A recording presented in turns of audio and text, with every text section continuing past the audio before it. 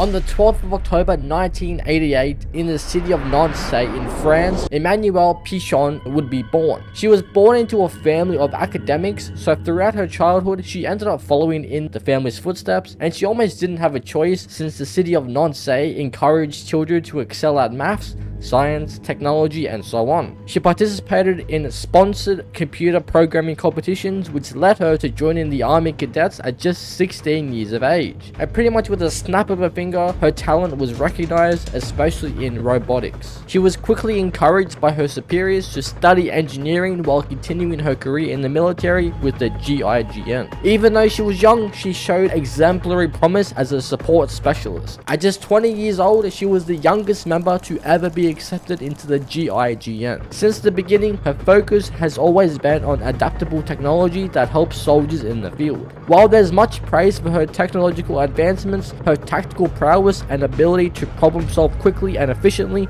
make her a crucial asset. In 2015, she was led by Lion on a mission to Nigeria to assist medical personnel fighting the Ebola epidemic. Tragedy unfortunately took place, and the decisions Lion made for safety reasons put him at odds with Emmanuelle and Doc, who blamed him for the death of several medical personnel on the site, including Doc's colleague. Later that year, Emmanuelle's unique combination of talents would lead her to join Rainbow. In 2016, Emmanuelle met Kavira and had some kind of relationship with her, although the extent of it remains unknown. While she wasn't on missions, she proved extremely valuable for the research and development department. She ended up assisting in the improvement of the team's equipment and was actually noted to have helped Mira in the development of Clash's CCE shield in 2017. In early 2018, Emmanuelle assisted Rainbow's new CBRN threat unit with the situation concerning a mysterious mist on the shores of Sussex. During the operation, Emmanuelle provided Lion with a new aerial drone that allowed him to determine the source of the mist. In 2019, Kavira would go AWOL in Bolivia in search for her brother.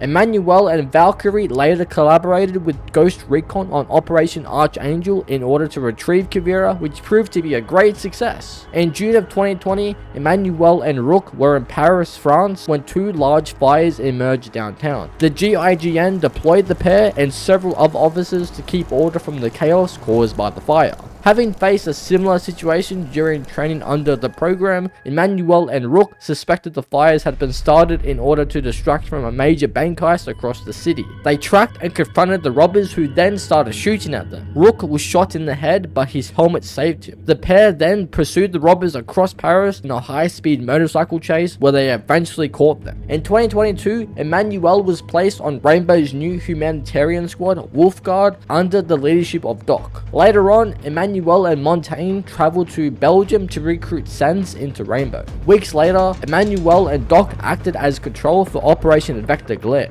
The pair directed Montaigne, Sens, and Lion to the rescue of an architect who was being held hostage at a refinery by local militia. They believed that this architect held schematics that would detail how Nighthaven was involved in Masayuki Yahata's assassination. Once the architect was secured, the three operatives rendezvoused with Emmanuelle and the rest of the Wolfguard. Just like everyone else, Emmanuelle had a psychological assessment done by former director of Rainbow, Harry Pandy. There's a psychological profile, then a report to end it off. Her psychological profile reads, Emmanuelle demonstrates an affinity for complex robotic systems and mechanical academia due to an early exposure to analytical problem solving. This ability transcends academia, unlike many engineers who often act emotionally disconnected or apathetic. Emmanuelle is strongly intuitive and empathetic. She believes that technology's best use is to improve the quality of life. This principle motivates Emmanuelle in her military service. Her psychological report is a long one, so bear with me here. Technologically creative isn't a term I'd heard before working with Rainbow. According to Emmanuelle's field reports, it's the most concise description of her. Of course, it doesn't encapsulate all of who she is. There's more depth and surprises to Pichon than anyone suspects. There is some academic rivalry between Emmanuelle and her sister, but nothing serious, she tells me. It's endemic of the perfection her family instilled in their children. The Rainbow team speaks highly of her both operationally and in a social setting. Specialist Doc in particular appreciates her intuition and empathy, while others, such as Lion, praise her technological know-how. I wanted to know how Emmanuelle interprets technological creativity. She said it's the way she sees things differently and yet remains aware that she sees things differently. So I suppose I would add philosopher to her myriad descriptors. She's a very hands-on researcher. The manner in which she gets right up close to a robot, interacting with it the way someone would a child or a pet, illustrates her innate compassion. Emmanuel is currently teaching AI empathy so that it can, in turn, teach it to humans. I love to delve into this further and have plans to visit the lab. Because Emmanuel's passion for technology as a way to improve quality of life drives her in research and in her military career, I wonder if she isn't at times being too idealistic. She's an excellent operator with many skills to offer besides the tech, and I want her to give more thought to where the human factor is more crucial. Her background and interest in AI means one of Emmanuel's favorite pastimes is people watching. Whether it's settling into a restaurant or taking a bus, she goes wherever there are crowds and studies behavior. Travel, too, excites her. The list of where she hasn't been is shorter than where she has.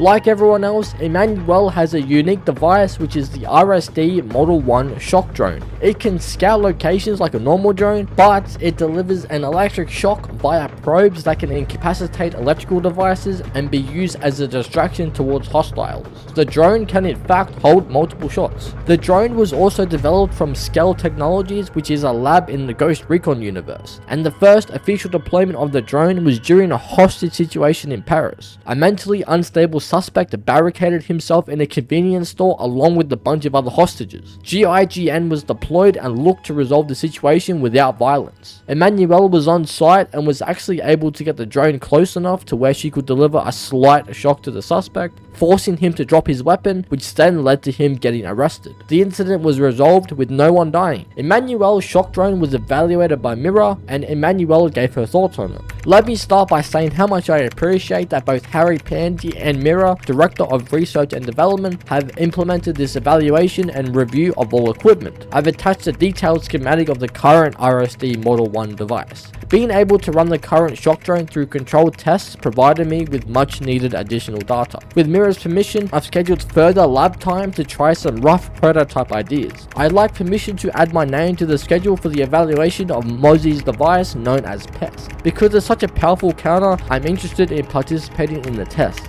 Mirror responded to Emmanuel and said, I've looked at the schematic with your new modification ideas and I'm thinking you should get IQ's feedback on them. Also, regarding Mozie, there's some issues regarding the Australian's availability. If you want to fly there to observe the test, we can discuss. Before I end it off here, here's some fun facts about Emmanuel. She is fluent in French, English, and German, and her current research focus is AI. Before Emmanuel joined Team Rainbow, she actually served in Chad and Libya. I actually enjoy diving deep into the lore behind Emmanuel. She's pretty much a jack of all trades, and the academic upbringing would more than likely play a part in that, but it's definitely the more interesting operator I've researched and looked into for sure. But that's gonna do it for this video. If you enjoyed and you want more like this, let me know by leaving a like and subscribing if you're new. And with that, I'll see you legends in the next one. Peace.